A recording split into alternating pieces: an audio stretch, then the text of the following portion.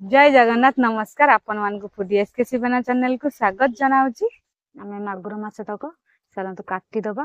मागुर माछटा नई कि पोखरी में कि मधुर मागुर माछटा पोखरी में मिले। आम पोखरी धराई नगद माछटा पूरा जीवंता चलुं खेलुं चलतु आम आरंभ करिया किंतु आपको काटिदबा। माछ तक मु काटिदेली। आम तादे कौन करवा लुण पकेबा। लुण पकेदबा गोटे चामच। हल्दी गुंड अधा चामच पकेबा। सोरिष तेल चामच खंडे पकईदबा। पकई भल कि कौन कर गोलीदबा। आप हाथ भी गोली पाते किसी आवश्यक नहीं। गोटे चामच कि नुआ कर साइज गोलीदबा चारिया सामान भाव मिसीज। कड़े तातिला चुली भी लगे देंगे। आम कौन कर तेल पकईदबा 4 चामच। तेल को गरम हवा दबा। तेल गरम हो गला आम कौन करवा मागुर माछ को पकेबा। कटा माछ को चलईदबा। चल गोटी गोटी करदबा।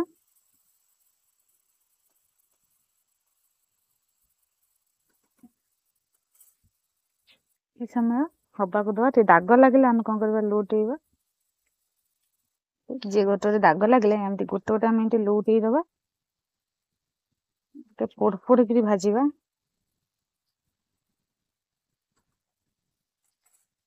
मागुर माछटा हो आसलानी आपको टे हुसियार भाजबे कहीं माछ टे फुटे फटका फटका हो जाए हुसियार भजा जाए। माछटा बहुत स्वादिष्ट माछटा हो गलानी। देखो पोड़ पोड़ भाजी गलानी। आम कौन करवा माछ तक बाहर कर आनिबा गोटे पात्र को। रसुण छड़े देंची सब पाखुरा दब सब चोपा छड़े देंची आड़ी खंडे अदा नहीं जाइए। सुखा लंका 2टा नहीं जावा। कौन करा जीरा नहीं जावा गोटे चामच। बाहर कर आनी जो तेल अच्छी से तेल पकेबा कि फोपाड़ा किसी आवश्यक नहीं। आम कौन करवा आलू पकई भाजीदबा से तेल रे। आलू एमती बड़ साइज काट देंगे 2टा आलू चोपा छड़े कटा जाइए।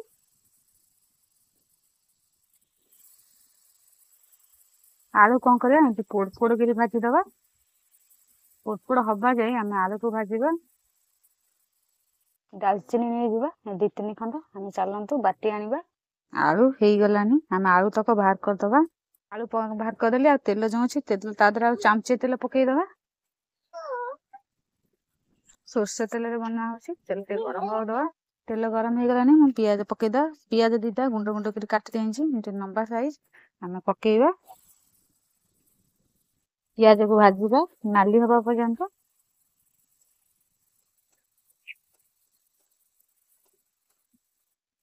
पियाज तो हो गलानी आम कौन कर बटा मसला पकईबा।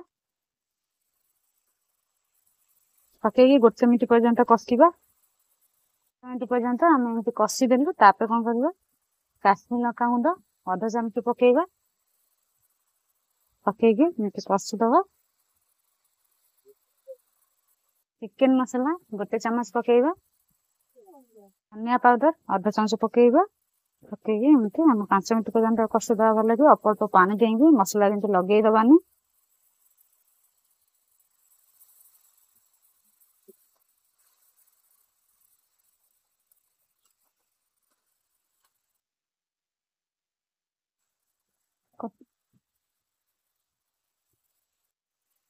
गोटे टमाटो 4 खंड कर देंगे पकईबा। पकई कषिदबा भल कि मसलाटा केमती तेल ठार अलग हो आसला। आम तादर कौन करवा हल्दी गुंड अधा चामच पकईबा। माछरे आलू हल्दी गुंड पकड़ा से मसला अल्प हल्दी गुंड पकईबा। पकईकी अल्प अल्प पानी देंगे 2 मिनिट पर्यंत कषिदबा।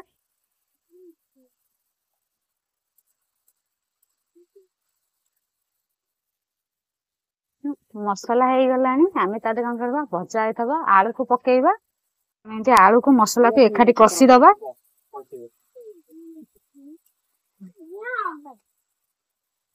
लुण पकईदबा स्वाद अनुसार लुण माछ तो लुण पड़ी। आम कौन कर अधा चामच लुण पकईबा। पकईकी 1 मिनिट पर्यंत कषिदबा। देखो आलू जो कषिली देख तेल कि सब अलग भाषिले मसला तक सब आम कौन कर पानी देदबा।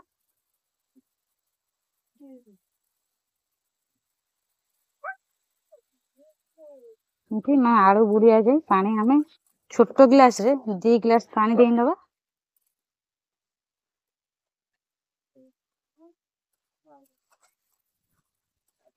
ଆମେ 5 ମିନିଟ ପର୍ଯ୍ୟନ୍ତ ଘୋରେଇ ଦବା। ଥାଳି ଘୋରେଇ ଦବା।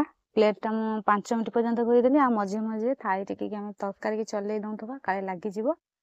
ଆମେ ପ୍ଲେଟ କାଢିକି ଦେଖିବା ତରକାରୀ କେମିତି ହେଲାନି।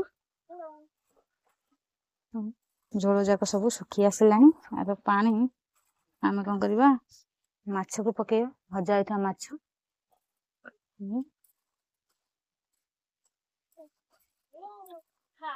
ପକେଇକି ସେମିତି ଆଉ 3-4 ମିନିଟ ପର୍ଯ୍ୟନ୍ତ ଆମେ ଘୋରେଇକି ରଖିଦବା। ଥାଳି କାଢିକି ଦେଖିବା।